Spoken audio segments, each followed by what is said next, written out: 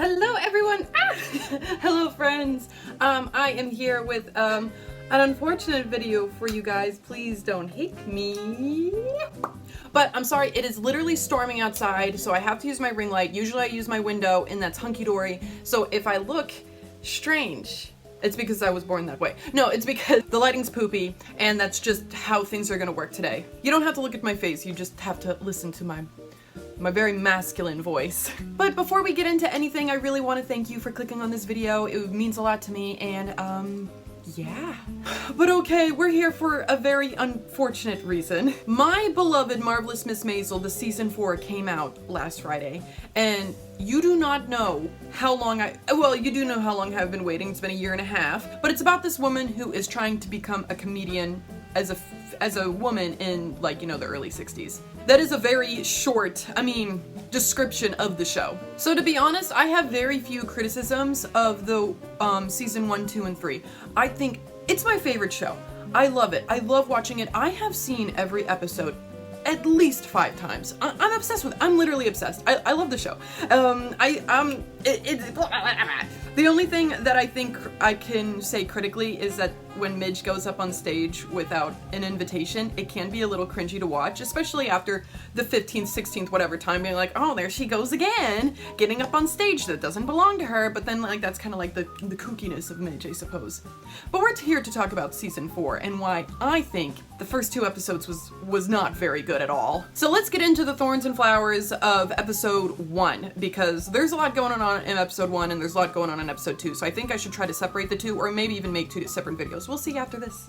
So at this point right now, there will be spoilers for the first 2 episodes of season 4 of Marvelous Miss Maisel. So bucky up, babies, we're about to get started. You know what, never mind, let's start off positive. I decided to write down the thorns and flowers of what I liked and disliked about Marvelous Miss Maisel. And let's start off with the good things, you know? Let's start it out positive, because I do love this show and I do believe in this show, and I think it's great. And so here we go. Let's get started with the things that I enjoyed from the first 2 episodes.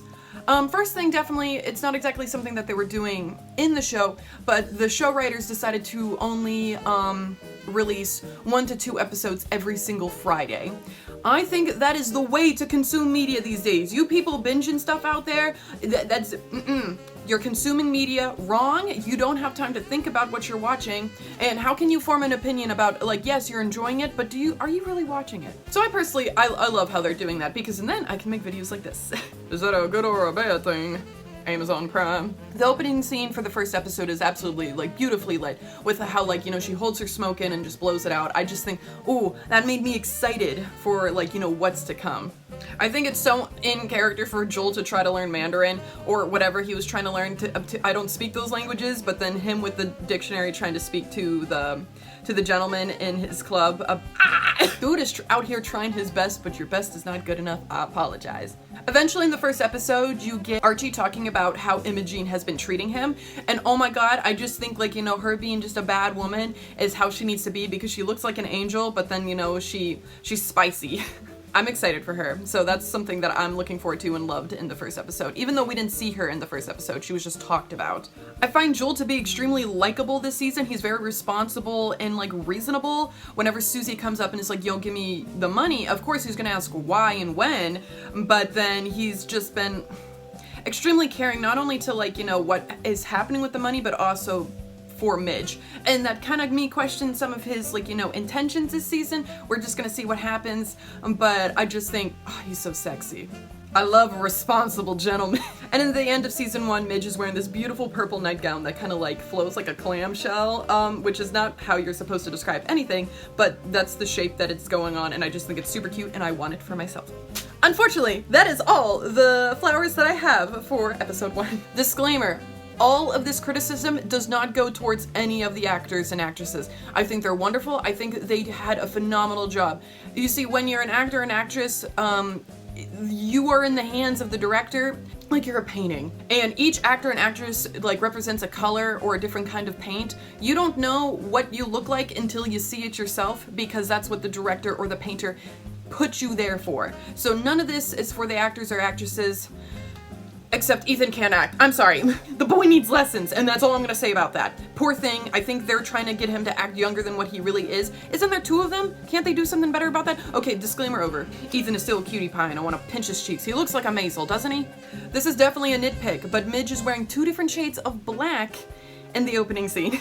Like, her top is a red and black situation, mostly black with some red accent, and the pants is like a brown black, and I could not, it was literally the first thing I noticed. It could be because, like, you know, I'm watching Midge for these outfits, and I'm just like, why is the pants a different shade of black? I mean, they could have changed the lighting to try to get it, maybe that's why the lighting was so good, they were trying their absolute best, but these pants, they need to go somewhere, and they need to not be on Midge. I feel like everyone, like, drops completely out of character whenever Midge asks for her money. Susie just gets really selfish. Midge gets really, like, kind of like it's all about me situation, and I feel like it was really hard for me to relate and like Midge and Susie after she asked for her money in the first episode, because the decisions that were made following to what I'll talk about, I was just like, this seems extremely out of character, and I don't know why these things happened. Usually May is pretty slick and sly throughout, like, you know, the whole last season, but then the whole first episode and second episode, she just had this permanent frown on her face, and I'm wondering if she was directed to do that, but then it wasn't like her, because usually she at least has, like, you know, an angry face than like a sad face or like a disappointed face. So I just found that interesting. May, you a bad bitch. Don't be crying on us. Okay, so one of my biggest criticisms for season 1 is when Susie and Tess goes to the insurance office, and then after they kind of get, like, you know, talked to by the insurance man, Susie asks Tess to flirt with the insurance guy and starts to unbutton her dress and be like, ah, come on, you can do this for us, can't ya? And Tess kind of gets a little uncomfortable, but then eventually agrees. I think it is super weird for her to be asking that of her sister. I feel like Tess kind of cheats on her husband already, so I feel like she'd do that anyway, and I feel like, yeah, she's a little silly, but then I feel like she's smart enough to catch on that, oh, the guy likes me, let me do this for my sister and for me so I don't go to jail. I feel like Tess should have let on to Susie, don't worry, we'll figure this out, and just let Susie go on her way. Tess stays back for some cake maybe, and then flirts with the insurance guy, and then she can do that by herself without her sister suggesting it, because I feel like Susie suggesting sexual favors is, I don't know, it just seemed out of left field. It made me not like Susie this episode. I was just like, I mean, you had the gambling problem. I felt for you for the gambling problem, but now I almost don't feel for you anymore. It's kind of like, it's coming for you now. But then, so I personally did not like her suggesting that for her sister. It kind of makes me feel like something bad's gonna happen. Like, you know, she can only blow the guy in the bathroom for so long. But hopefully everything's fine. So, and then that's the end of that. But I think Tess should have went and did that by herself instead of Susie suggesting it, because I just feel like it's not in Susie's. But anyway, on to the next point. I find the magic scene annoying, but I think it might come back for Susie's next act. And I could get behind that. We're going dark to light from clubs to, like, you know, Coney Island in 2.5 seconds in this episode. Please, stop the light!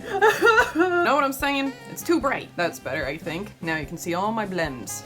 I'm really curious to why Midge would go to the boardwalk during her son's fake birthday, because didn't she learn that things weren't all about herself during Imogene's baby shower? So she comes to her son's fake birthday, and then she's just like, I need to talk to all of you right now. And then also, Coney Island is like 2 hours from Queens. How did she get there? And doesn't she have, like, no money right now? By car and by train, Coney Island is far. It's in the Rockaways, basically. From both Queens and, like, you know, maybe a little closer from downtown where she could have been, but then I'm like, how did her luggage get there? I'm just saying, like, you know, her catching up with them so quickly, I'm just like, time-wise, that's a little sussy. Second viewing of the Ferris wheel scene was funnier, I think. And so, first time I watched it, I was like, but then the second time, I'm like, yeah, this is kind of funny. I kind of like how everyone's, like, flipping around and looking at each other. And my mom personally thinks that it wasn't very funny, and neither does my sister after the second viewing, but they will always love, what's Joel's mom's name? Shirley! But my mom and my sister love Shirley in the Ferris wheel scene. They just, like, our family relates to him very much. Eventually, they're at the stage jelly, and they both agree that riffing is something that Midge needs to do to, like, you know, become, like, more herself. But then they continue not to do that in the second episode. So, okay. Also, the walkout of the Gaslight was supposed to be like, ooh, I'm excited for what's coming next. But to be honest, with all these mistakes in the first episode, I just found it extremely underwhelming. And, like, you know, I don't want to say that. This is literally my favorite show. I just don't know why how you do this to me. But okie dokie, that is the end of my Thorns and Roses of the first episode. So alright everyone, please stay tuned for the next video for episode 2. It should be out in the next couple hours, 2 days of the first video. But alright everyone, like this video if you did, if you did, subscribe to me, you'll get more of me. Alright everyone, have a good day, bye-bye! Mwah!